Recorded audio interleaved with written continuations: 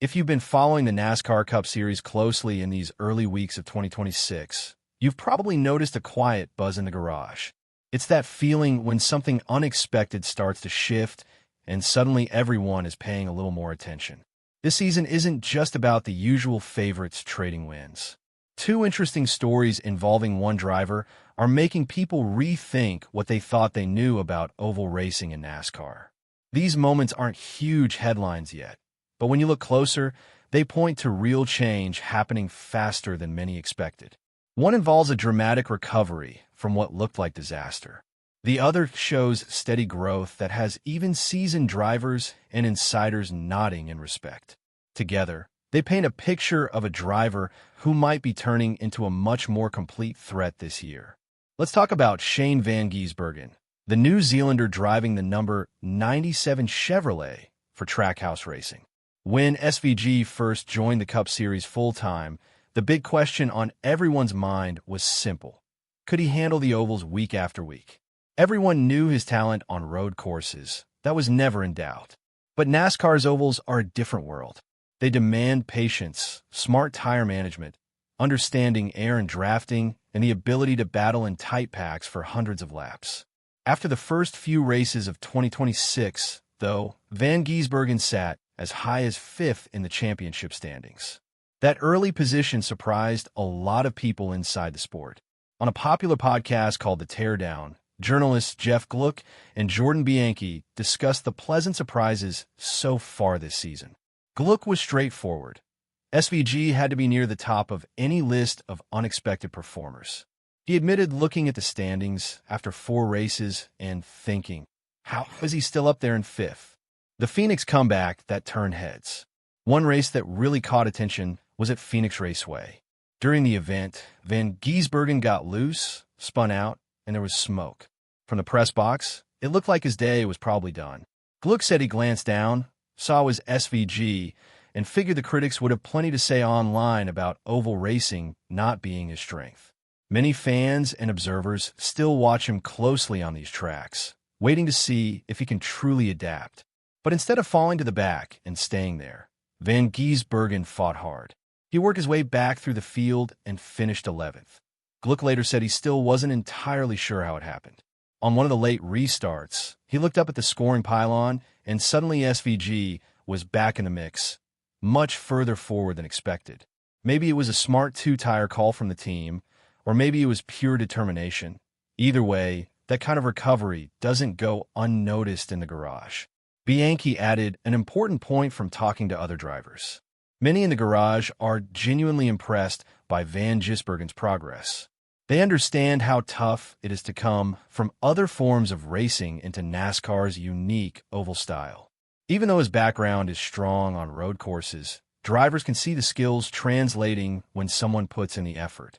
And from what people are seeing, SVG is doing exactly that, learning, adapting, and improving race by race. Atlanta, best oval finish despite 2 spins. That Phoenix recovery wasn't a one-off. Earlier in the season at Atlanta Motor Speedway, Van Gisbergen delivered what became his career-best oval finish in the Cup Series so far, a solid 6th place. What made it even more impressive? He spun not once, but twice during the race. Most drivers would struggle to salvage a decent result after 1 spin, let alone 2. Yet he charged back and earned a top 10 finish. That run showed growing racercraft on ovals. He is getting better at feeling the car's balance, managing tires over long green flag runs, and racing smart inside the pack.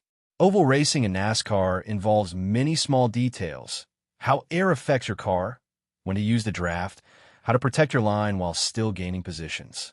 Van Gisbergen has openly said he is still picking up these nuances, but his approach is smart. He treats every race like building a notebook. He notes what works, what doesn't, and slowly gets more comfortable. We saw early hints of this progress toward the end of 2025 with a 10th place finish at Kansas Speedway. The 6th at Atlanta in 2026 built on that.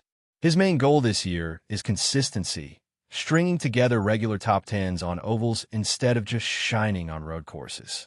If he can do that, it changes everything for his championship hopes.